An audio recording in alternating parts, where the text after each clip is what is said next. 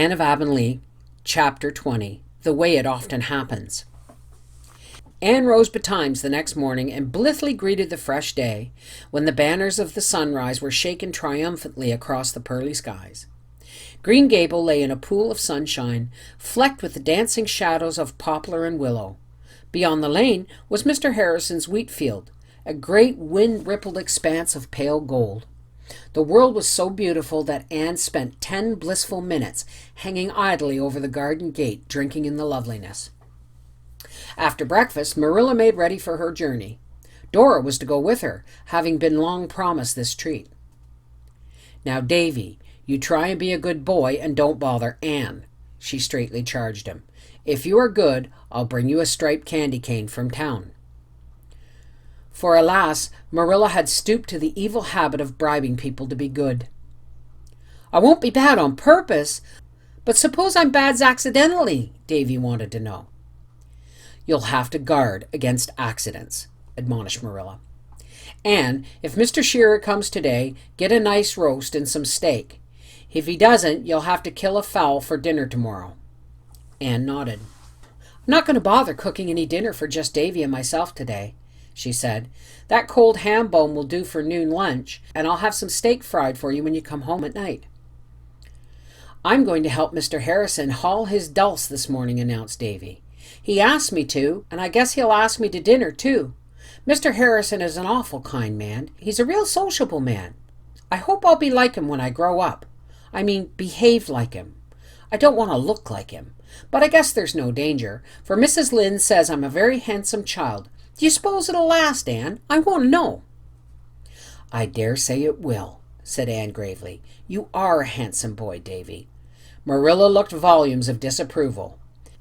"But you must live up to it and be just as nice and gentlemanly as you look to be." "And you told Minnie May Barry the other day when you found her crying 'cause someone said she was ugly, that if she was nice and kind and loving, people wouldn't mind her looks," said Davy discontentedly. "Seems to me you can't get out of being good in this world for some reason or another. You just have to behave." "Don't you want to be good?" asked Marilla, who had learned a great deal but had not yet learned the futility of asking such questions. "Yes, I want to be good, but not too good," said David cautiously. "You don't have to be very good to be a Sunday school superintendent. Mr. Bell's that, and he's a real bad man." "Indeed he's not," said Marilla indignantly. "He is. He says he is himself," asseverated Davy. "He said it when he prayed in Sunday school last Sunday. He said he was a vile worm and a miserable sinner and guilty of the blackest iniquity. What did he do that was so bad, Marilla? Did he kill anybody? Or steal the collection cents? I want to know." Fortunately, Mrs. Lynde came driving up the lane at this moment, and Marilla made off, feeling that she had escaped from the snare of the fowler, and wishing devoutly that Mr. Bell were not quite so highly figurative in his public petitions, especially in the hearing of small boys who were always wanting to know. Anne, left alone in her glory, worked with a will. The floor was swept, the beds made, the hens fed, the muslin dress washed and hung out on the line. Then Anne prepared for the transfer of feathers. She mounted to the garret and donned the first old dress that came to hand, a navy blue cashmere she had worn at 14. It was decidedly on the short side and as skimpy as the notable wincey Anne had worn upon the occasion of her debut at Green Gables, but at least it would not be materially injured by down and feathers. Anne completed her toilet by tying a big red and white spotted handkerchief that belonged to Matthew over her head, and thus accoutred, betook herself to the kitchen chamber, whither Marilla before her departure had helped her carry the feather bed. A cracked mirror hung by the chamber window, and in an unlucky moment Anne looked into it. There were those 7 freckles on her nose, more rampant than ever, or so it seemed in the glare of the light from the unshaded window. "Oh, I forgot to rub that lotion on last night," she thought. "I'd better run down to the pantry and do it now." Anne had already suffered many things trying to remove those freckles. On one occasion, the entire skin had peeled off her nose, but the freckles remained. A few days previously, she had found a recipe for a freckle lotion in a magazine, and as the ingredients were within her reach, she straightway compounded it. much to the disgust of Marilla, who thought that if Providence had placed freckles on your nose, it was your bounden duty to leave them there. Anne scurried down to the pantry, which, always dim from the big willow growing close to the window, was now almost dark by reason of the shade drawn to exclude flies. Anne caught the bottle containing the lotion from the shelf and copiously anointed her nose therewith, by means of a little sponge sacred to the purpose. This important duty done, she returned to her work. Anyone who has ever shifted feathers from one tick to another will not need to be told that when Anne finished, she was a sight to behold. Her dress was white with down and fluff, and her front hair, escaping from the handkerchief, was adorned with a veritable halo of feathers. At this auspicious moment, a knock sounded at the kitchen door. "That must be Mr. Spencer," thought Anne. "I'm in a dreadful mess, but I'll have to run down as I am, for he's always in a hurry." Down flew Anne to the kitchen door. If ever a charitable floor did open up to swallow a miserable, befeathered damsel, the Green Gables porch floor should promptly have engulfed Anne at that moment. On the doorstep were standing Priscilla Grant, golden and fair in silk attire, a short, stout, gray-haired lady in a tweed suit, and another lady, tall, stately, wonderfully gowned, with a beautiful high-bred face and large black-lashed violet eyes, whom Anne instinctively felt, as she would have said in her earlier days, to be Mrs. Charlotte E. Morgan. In the dismay of the moment, one thought stood out from the confusion of Anne's mind as she grasped at it as at the proverbial straw. All Mrs. Morgan's heroines were noted for rising to the occasion. No matter what their troubles were, they invariably rose to the occasion and showed their superiority over all ills of time, space, and quantity.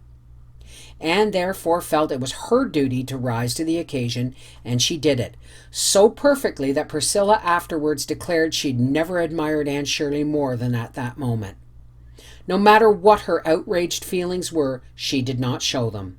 She greeted Priscilla and was introduced to her companions as calmly and composedly as if she had been arrayed in purple and fine linen.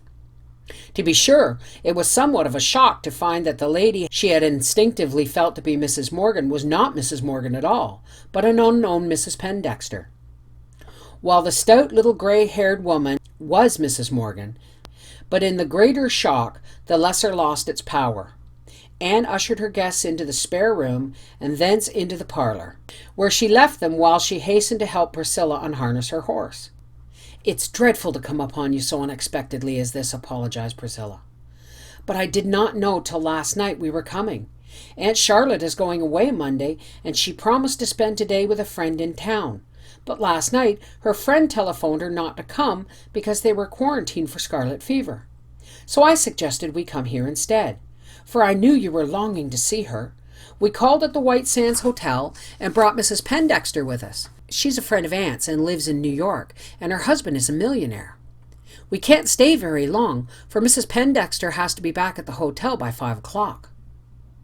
Several times while they were putting away the horse, Anne caught Priscilla looking at her in a furtive, puzzled way.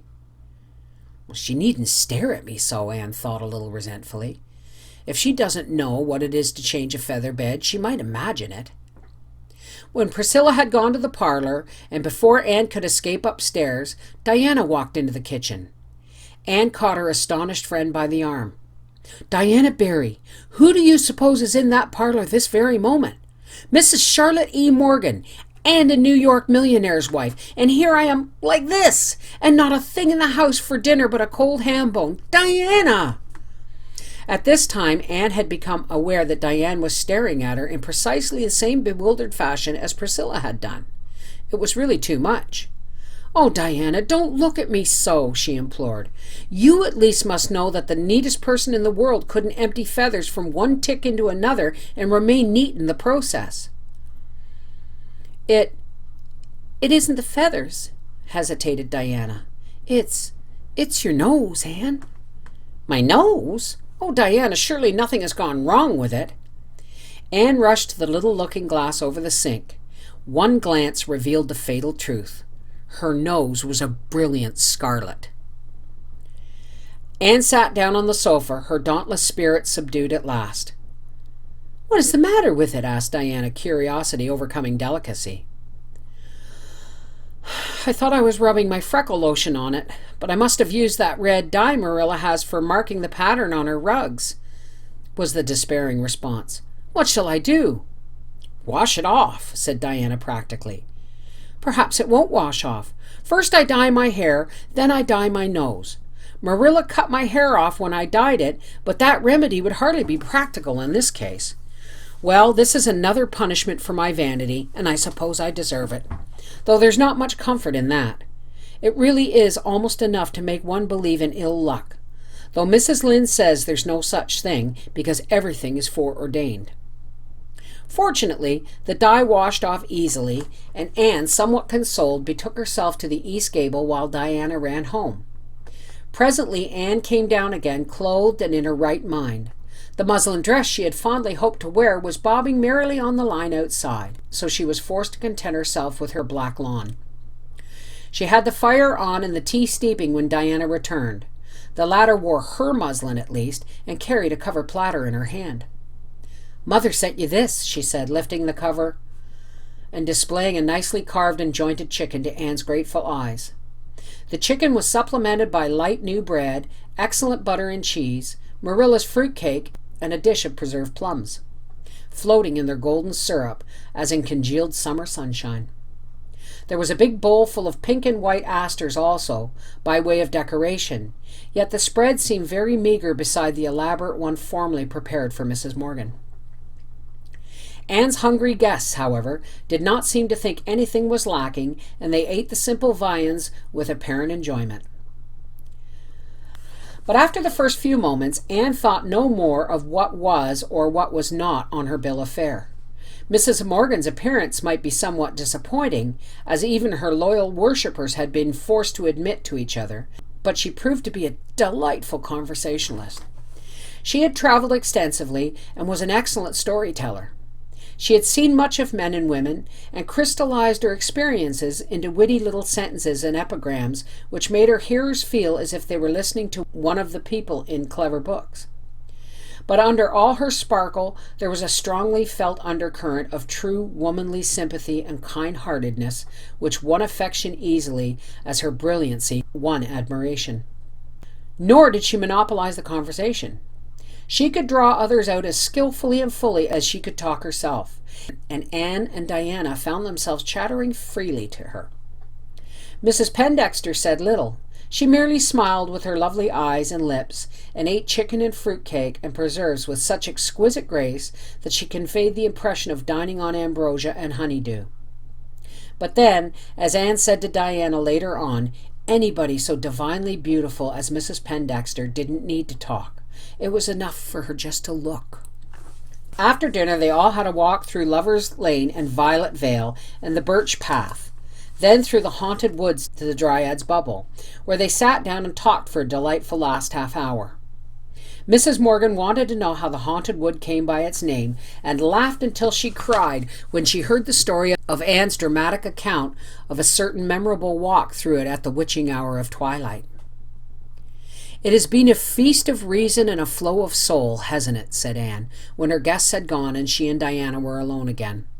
"I don't know which I enjoyed more, listening to Mrs. Morgan or gazing at Mrs. Pendexter. I believe we had a nicer time than if we'd known they were coming and been cumbered with much serving. You must stay to tea with me, Diana, and we'll talk it all over." "Priscilla says that Mrs. Pendexter's husband's sister is married to an English earl, and yet she took a second helping of the plum preserves," said Diana, as if the two facts were somehow incompatible. "I dare say even the English earl himself wouldn't have turned up his aristocratic nose at Marilla's plum preserves," said Anne proudly. Anne did not mention the misfortune which had befallen her nose when she related the day's history to Marilla that evening, but she took the bottle of freckle lotion and emptied it out of the window. "I shall never try any beautifying messes again," she said, darkly resolute. "They may do for careful, deliberate people, but for anyone so hopelessly given over to making mistakes as I seem to be, it's tempting fate to meddle with them."